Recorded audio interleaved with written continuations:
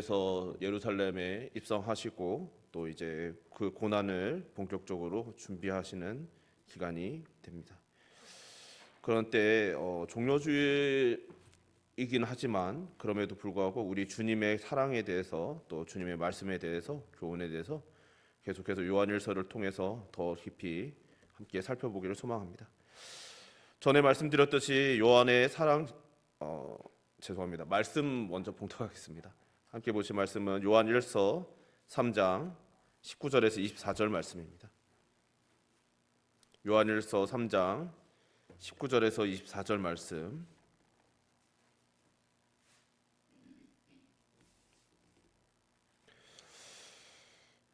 우리 한 절씩 교독하시고 마지막 절은 합독하겠습니다. 제가 먼저 봉독합니다. 이로써 우리가 진리에 속한 줄을 알고 또 우리 마음을 주 앞에서 굳세게 하리니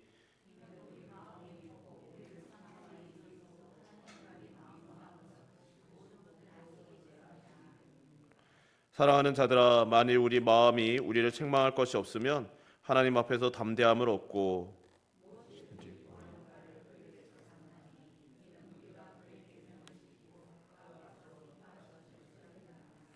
그의 계명은 이것이니 곧 그 아들 예수 그리스도의 이름을 믿고 그가 우리에게 주신 계명대로 서로 사랑할 것이니라. 그의 계명을 지키는 자는 주 안에서 거하고 주는 그의 안에 거하시나니 우리에게 주신 성령으로 말미암아 그가 우리 안에 거하시는 줄을 우리가 아느니라. 아멘. 말씀 충만하시고 성령 충만하시길 주님의 이름으로 축원합니다. 전에 말씀드렸듯이 요한의 사랑 실천은 이제 다음 장까지 계속 되지만 오늘 본문은 3장에서 풀어서 증거해온 사랑의 결론 같은 내용입니다. 요한은 바울처럼 논리적이기보다는 야고보처럼 실천적인 부분을 강조하며 사랑을 가르쳐 왔는데 오늘 본문에서는 우리 스스로의 마음에 책망할 것에 대한 부분을 거론하면서 그런 부분이 있을 수도 있고 없으면이라는 경우와 함께 하나님은 우리의 판단이나 생각보다 크심을 증거함으로써 좀 더 논리적인 모습을 보여주고 있습니다. 오늘 본문은 이렇게 시작되죠. 이로써 우리가 진리에 속한 줄을 알고 또 우리 마음을 주 앞에서 굳세게 하리니. 이로써라고 시작하고 있습니다. 이로써라는 것은 앞에서 계속해온 내용을 전제로 하는 말씀임을 우리에게 보여주는 것이죠. 앞서 실천을 계속 이야기해 왔는데 우리 주 예수 그리스도의 십자가의 죽으심은 죄를 향한 하나님 아버지의 공의의 충족이기에 죄를 해결하기 위해 죽으셨지만 그 십자가 은혜에 힘입어 거듭났다 하면서도 여전히 죄 그대로 머무는 사람들이 아닌 그 죄로부터 떠난 주께 속한 자들을 위한 것이었음을 알려주는 것이죠. 우리가 진리에 속한 줄을 알고라는 말씀이 그러한 것입니다.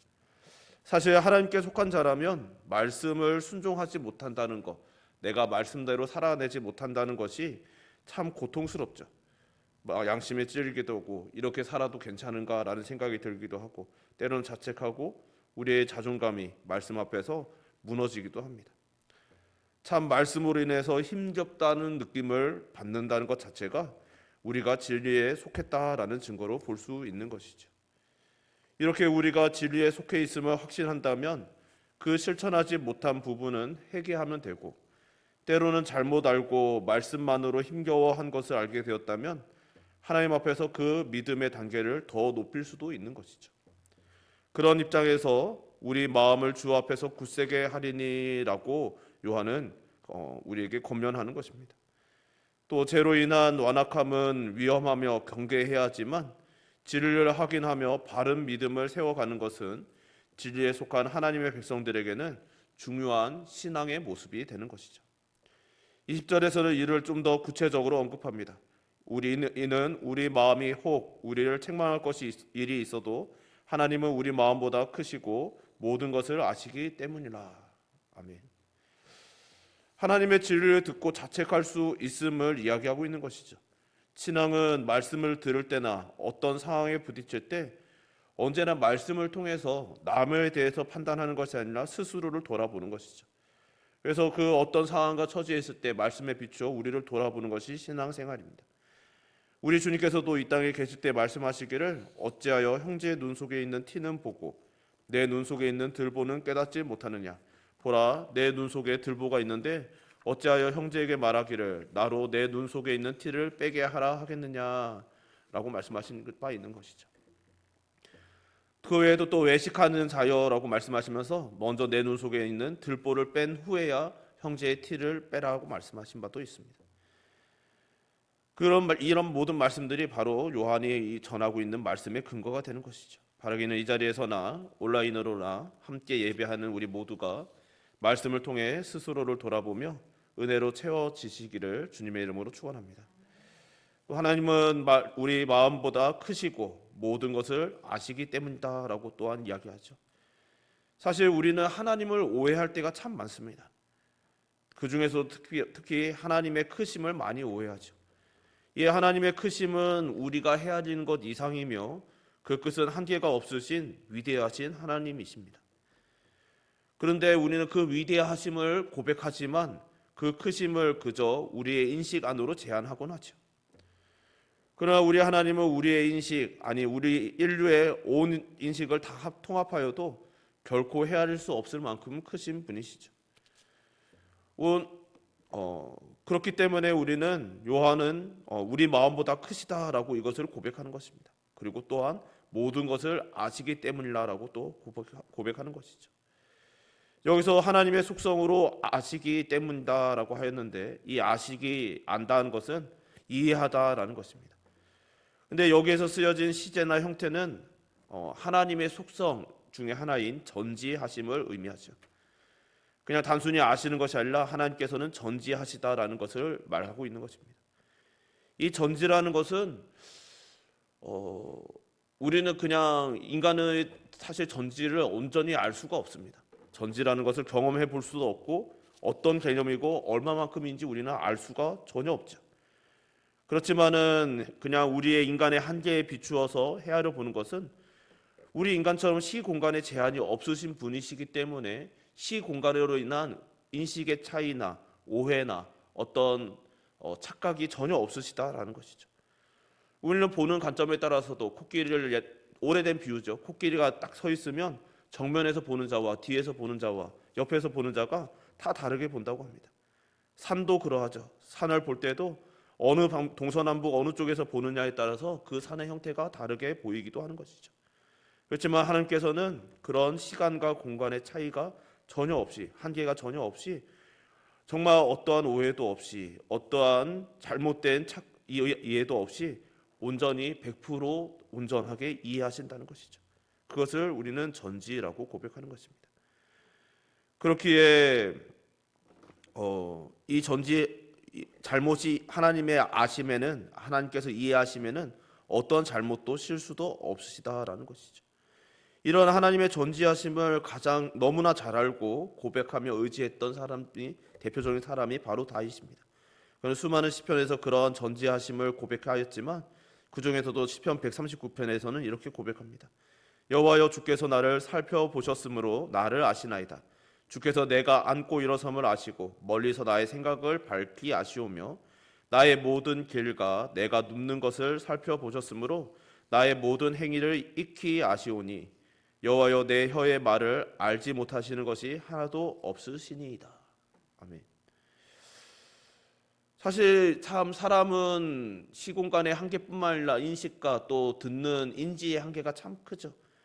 같은 공간에서 동시에 이야기를 들어서도 어떤 이들은 어떤 단어에 집중해서 그 단어를 중심으로 이해하고 기억하고, 어떤 이들은 또 다른 단어를 중심으로 이해하고 기억하여서 서로 다른 말이 전해지고 소문이 퍼지는 경우가 참 많습니다.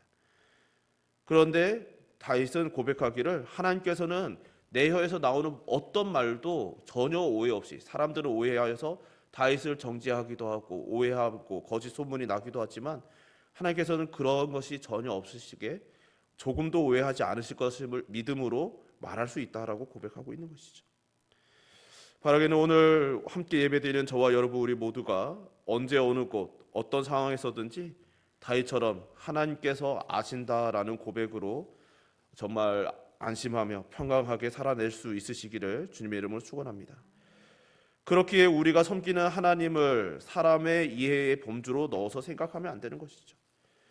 이런 하나님이시기 때문에 우리의 반응이 믿음으로 인한 신령한 것인지 아니면 단순한 사람의 생각으로 인한 것인지 완벽하게 아시기 때문에 하나님의 말씀과 성령을 따라 우리가 반응한 것인지 아니면 단순히 육신과 이성의 생각인지 혹은 어떤 계산에 따른 것인지 분명히 구별하시는 것이죠.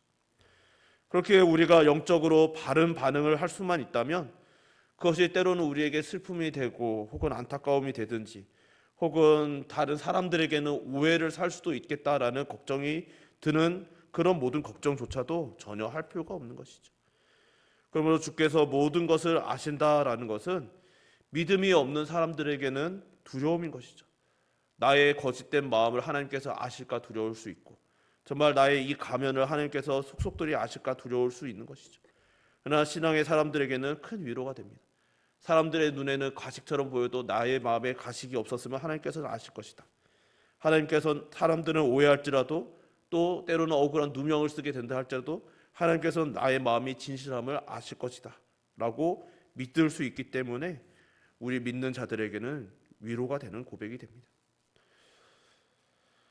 21절에서 22절은 20절의 결과가 되죠. 모든 것을 완벽하게 아시는 하나님 아버지이시기 때문에 경우에 따라서는 우리가 사랑하라는 당부를 듣고 그렇게 하지 못했다라고 생각하고 자책을 하는 상황이 된다고 할지라도 다시 잘 살펴 이해하고 자책할 것이 없다면 믿음에 더욱 담대함을 얻고 그런 확신으로 기도하는 것들은 반드시 응답해 주신다는 귀한 약속의 말씀이 됩니다. 21절에 사랑하는 자들아 만일 우리 마음이 우리를 책망할 것이 없으면 우리 앞에서 담대함을 얻고 라고 시작하죠. 이 말씀 역시 스스로를 돌아본 후에 나오는 반응이 됩니다. 나타난 것으로 인해서 결과로 인해서 재수로하고 억울하고 힘겨울 때에도 어느 정도 시간이 지나 앞뒤를 다 보고 믿음을 바탕으로 한 행동이었다라고 판단이 되면 자책에서 오히려 담대함을 바뀔 수 있게 되는 것이죠. 사람들은 그 과정이나 그 마음을 알 수 없기 때문에 결과로 판단하는 경우가 참 많습니다. 정말 당장 학생들이 시험을 치르는 것부터 시작해서 수많은 경기들의 시합의 결과들, 또 인생에서도 우리가 쌓아 올리는 어떤 결과물들, 재산이라든지 집이라든지 자동차라든지 수많은 결과물들을 보면서 그 사람이 얼마나 열심히 살았는지 혹은 잘했는지 이런 것들을 분별하죠. 그러나 그 과정에서 그 사람이 얼마나 진실된 마음으로 하였는지는 때로는 오해가 되거나 가려지거나 드러나지 않습니다. 그러나 하나님 앞에서는 그 모든 것이 명명백백하게 드러난다는 것입니다. 그러니 때로는 하나님을 위해서 최선을 다했고 그래서 하나님께 정말 온전한 영광만을 올려드리고 싶었고 하나님을 위해서 우리가 올려드리고 싶었던 트로피 같은 것이 있었다 할지라도 때로는 그것을 드렸으면 너무나 좋았겠지만 드리지 못한 순간이 와서 하나님께 너무나 죄송한 마음이 들어도 하나님께서는 그럴 때 우리를 위로하시는 것이죠. 우리에게 하나님께 필요한 것은 그런 트로피가 아니라 하나님 앞에 믿음으로 하나님을 신실하게 사랑한 우리의 마음이라는 것입니다. 그렇기 때문에 믿는 자는 때로는 결과로 인하여 낭망하여도 그 믿음, 바른 믿음을 해서 근거하였을 때는 하나님께서 주시는 소성케 됨을 얻고 또 담대하며 또 이 세상의 평가와 상관없이 하나님 앞에서 기쁨을 누리게 되는 것이죠.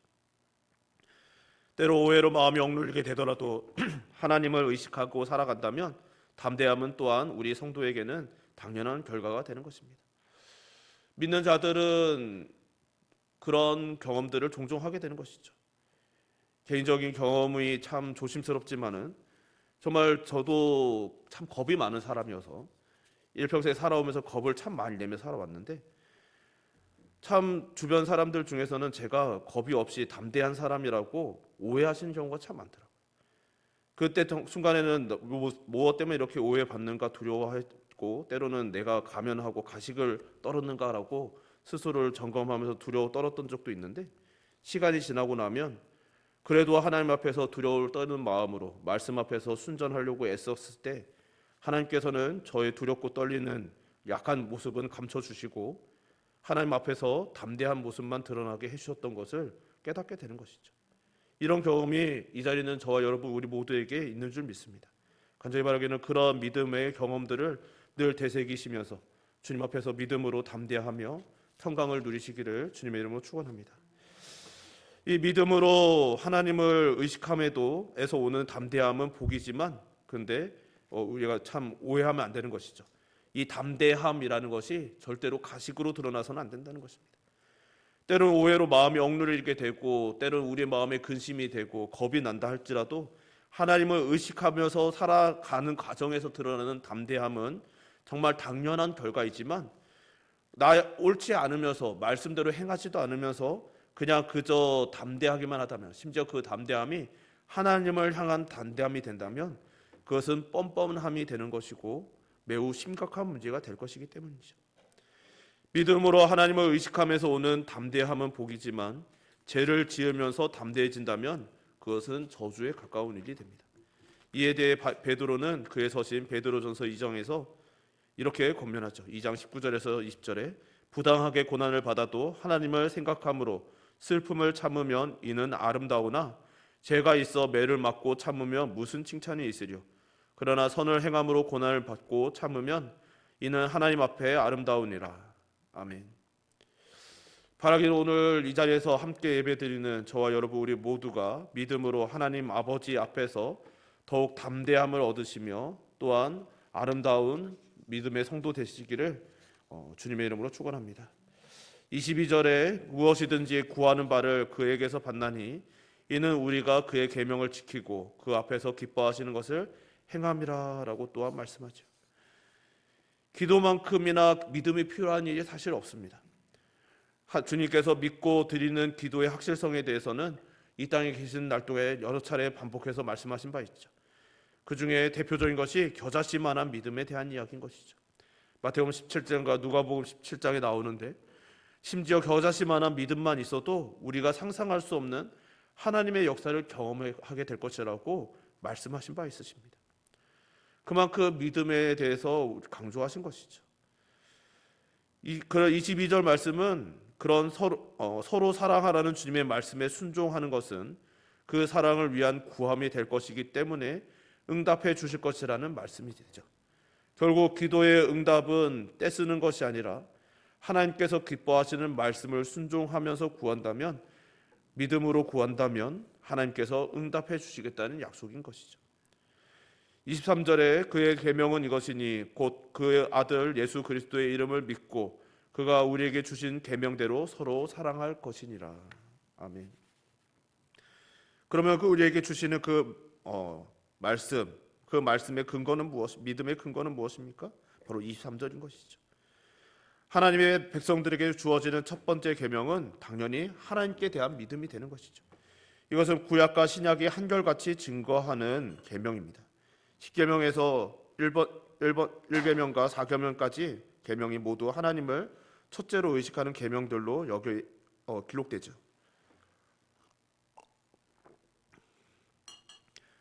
여기서 그래서 그 모든 것들에 대한 계명에 대해서 하나님께서 당부하실 때는 세마로 당부하십니다. 그래서 무엇을 다 하고 라는 당부를 하시는 것이죠.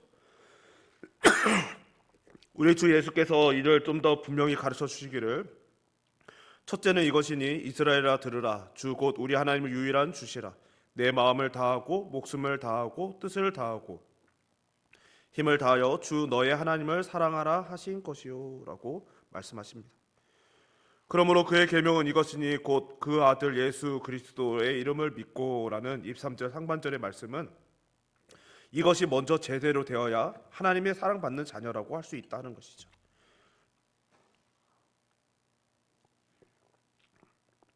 물론 그의 계명은 이것이니 우리에게 주신 계명대로라고 반복하며 강조하듯이 이것은 언제나 사람의 기준이 아니라 하나님의 명령, 즉 계명대로 그러해야 하는 것입니다. 사랑은 하되 그 기준은 사람이 아니라는 것이죠.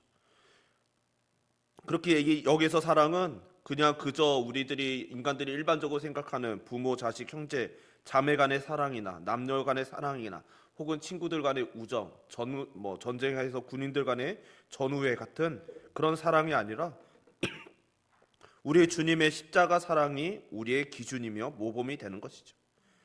보다 분명한 기준을 뒤에 가서 또 보게 되겠지만 4장 7절에서 8절에서 보면 사랑하는 자들아 우리가 서로 사랑하자. 사랑은 하나님께 속한 것이니 사랑하는 자마다 하나님으로부터 나서 하나님을 알고 사랑하지 아니하는 자는 하나님을 알지 못하나니 이는 하나님은 사랑이심이라라고 하나님은 사랑으로 충만하시다는 표현을 보게 되는 것이죠.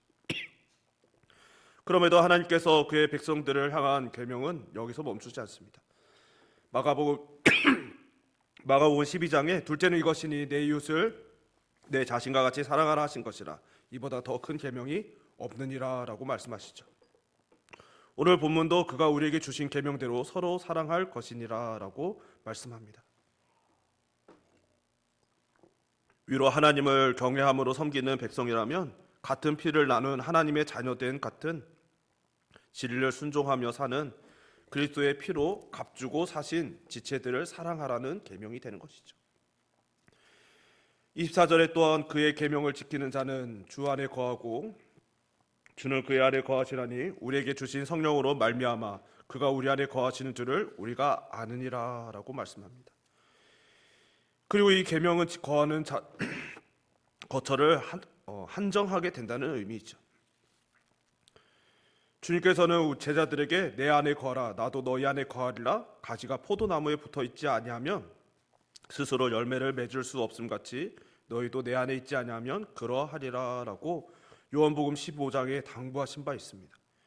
또한 우리는 앞서 요한일서 2장에서도 자녀들아 이제 그의 안에 거하라 이는 주께서 나타내신 바 되면 그가 강림하실 때에 우리로 담대함을 얻어 그 앞에서 부끄럽지 않게 하려 함이라라는 말씀을 나눈 바 있는 것이죠. 그렇기 때문에 24절 전반절에 그의 계명을 지키는 자는 주 안에 거하고 주는 그의 안에 거하시나니라는 이 말씀은 사랑에 앞서는 이보다 앞에서는 사랑이 중점이었지만 여기서는 사랑을 포함한 하나님께서 그의 백성들에게 주신 계명을 지키는 자가 주 안에 거하고 주는 그의 안에 거하신다고 하셨던 말씀을 강조하며 중점을 두고 전하고 있는 것이죠.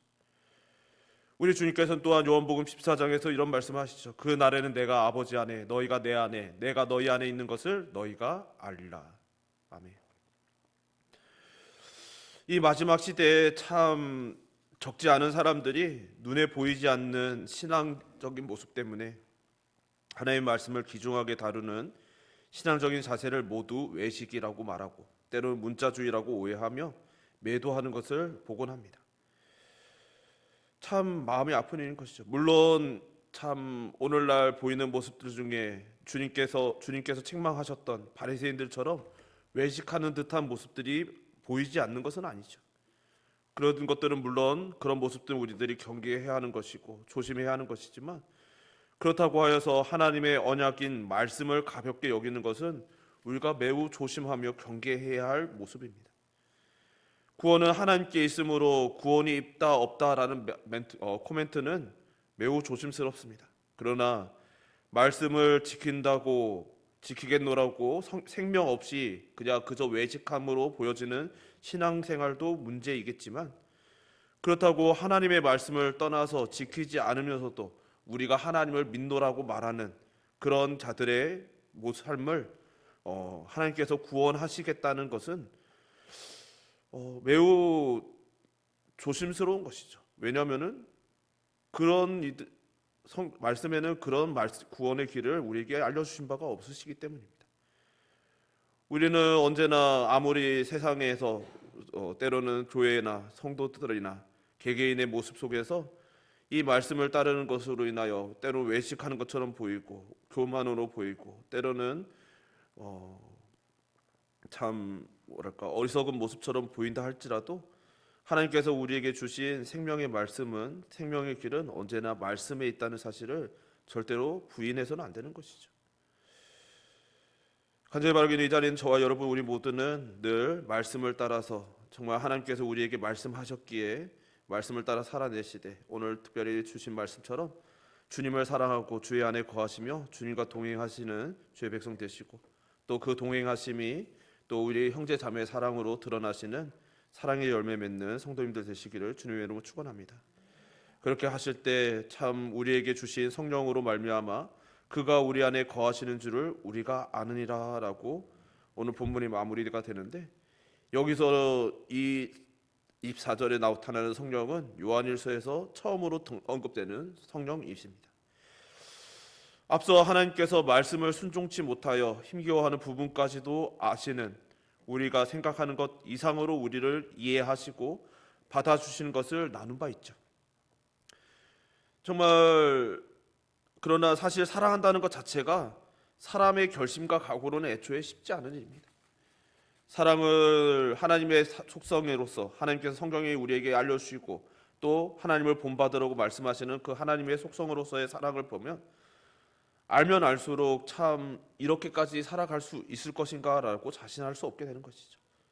신앙의 연수가 깊어지고 말씀을 묵상하고 하나님을 알면 알수록 우리가 하나님을 점점 닮아가는 성화가 일어나게 되고 세상과 다른 모습으로 우리가 살아갈 수 있게 되었음을 깨달아가지만, 그럼에도 여전히 하나님의 그 사랑을 우리가 온전히 본받는다는 것은 사실 불가능한 것이 아닌가라고 생각되는 것이죠.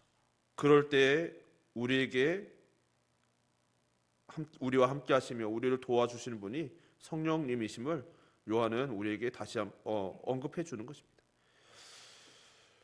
정말 성령께서 주님께서도 우리 성령께서 도우실 것이라고, 돕는 분을 보내주실 것이라고 말씀하시며 보혜사 성령님을 말씀하셨고, 사도들도 수많은 말씀들을 통하여서 성령께서 우리를 도우심에 대해서 언급하죠. 정말 성령께서를 통한 은사로 말미암아 우리가 불가능한 영적인 부분까지도 가능케 된다라는 고백이 되는 것입니다. 물론 우리는 지금 성령님의 임재가 사도 시대처럼 잘 드러나는 때를 살고 있지는 않지만 여전히 성령님께서 우리 안에 내주하시고 특별히 우리를 성전 삼아 우리 안에 임재해 계심을 우리는 신앙을 통해서 깨달아 가게 되죠. 그리고 그 성령께서 우리가 성령님을 느끼면 느낄수록 지금 우리는 연약하고 때로는 우리의 삶이, 우리의 모습이, 우리의 결과들이 우리가 하나님을 사랑하는 마음처럼 나타나지 않아서 참 안타까운 순간들이 있다 할지라도 마침내 우리 안에 거하시는 성령께서 인도하시고 도우심으로 말미암아 정말 마침내 그 모든 사랑의 열매들, 정말 우리로서는 불가능해 보이던 모든 성령의 열매들이 우리를 통해 드러나게 될 것이고 열매 맺게 될 것임을 믿게 되는 것이죠. 그러므로 인하여 우리는 참 우리 마음보다 크신 하나님, 특별히 삼위일체 하나님을 신앙하며 그분 안에서 평강하며 담대할 수 있게 되는 것입니다. 간절히 바라기는 이 자리에 있는 저와 여러분 우리 모두가 정말 언제나 그러하신 하나님을, 삼위일체 하나님을 깊이 신앙하시며 정말 그분으로 인하여 담대하며 평강하시며 또 그를 주신 모든 은혜를 온전히 누리시는, 또 복음의 열매를 맺으시는 성도님들 되시기를 주님의 이름으로 축원합니다. 우리 찬양 한 곡 같이 부르고 기도했으면 좋겠습니다. 우리 나의 안에 거하라, 우리 함께 찬양합시다.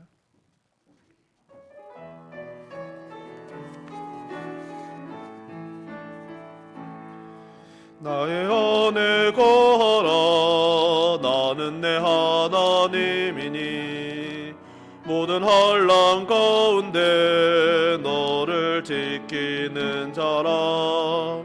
두려워하지 말라, 내가 널 도와주리니. 놀라지 말라, 내 손 잡아 나의 안에 거하라, 나는 내 하나님이니. 나의 안에 거하라, 나는 내 하나님이니. 모든 환난 가운데 너를 지키는 자라.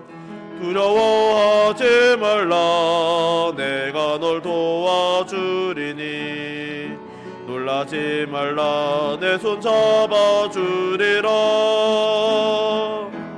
내가 너를 제명하여 불렀나니 너는 내 것이라.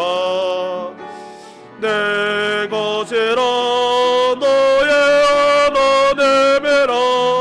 내가 너를 보배롭고 존귀하게 여기노라. 너를 사랑하는 내 여호와, 내가 너를 보배롭고 내가 너를 지명하여 불렀나니 너는 내 것이라 내 것이라 너의 하나님이라 내가 너를 보배롭고 존귀하게 여기노라 너를 사랑하는데 여호와라. 우리 함께 기도했으면 좋겠습니다. 기도하실 때 특별히 우리 주님에 대해서 우리 하나님에 대해서 생각해 봅시다. 정말 오늘 특별히 종료주일이죠. 우리가 종료주일 사건을 가지고 설교하지는 않았지만 오늘 말씀이 우리를 향한 종료주일 그 사건을 담겨 있는 그 의미들이 다 오늘 말씀에 있습니다. 주님께서 예루살렘에 입성하심은 정말 호산나 다윗의 자손이라 불리시며 찬양을 받으시며 입성하셨던 것은 너무나 큰 사랑이시죠. 들어가시면 죽을 줄 아셨습니다. 얼마나 큰 고난을 당할 줄도 아셨습니다. 그렇게 정말 땀방울이 핏방울이 되도록 기도하시기도 하셨죠. 그러나 끝내 우리를 사랑하사 순종하시고 그 마침내 죽을 그 땅을 그 성에 들어가신 것이죠. 하나님의 사랑은 우리가 생각하는 것, 우리의 마음에 있는 담겨 있는 그 사랑보다 언제나 훨씬 큽니다. 우리가 헤아릴 수 없을 만큼요. 절대로 헤아릴 수 없어요. 그렇기 때문에 우리는 때로는 우리의 연약함 때문에 하나님을 실망시켜 드렸을까봐, 하나님을 정말 만족시켜 드리지 못했을까봐, 기쁘게 해드리지 못했을까봐 언제나 두렵고 떨리지만 하나님께서는 우리의 두렵고 떨리는 그런 것들 때문에 우리를 실망하시고 미워하시고 때로는 외면하실 만큼 그 사랑이 절대로 낮지 않습니다.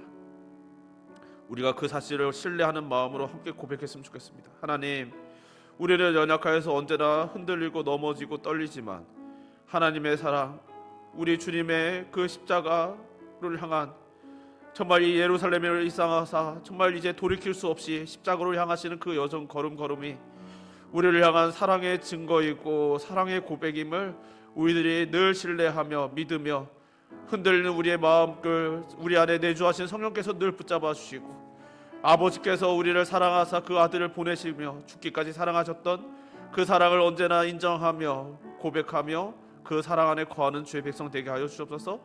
이 한 주간 또한 우리가 고난 주간으로 섬기게 될 텐데 주여 하나님 아버지, 고난 주간 이 사랑을 더 깊이 묵상하며 그 사랑을 향한 주님을 아는 지식이 그 이해가 더 깊어져가는 한 주간이 되게 하여 달라고 우리의 믿음을 위하여서 우리의 사랑의 고백을 위하여서 주님을 향하여 고백하며 사랑하며 함께 주여 한번 부르고 기도하시겠습니다.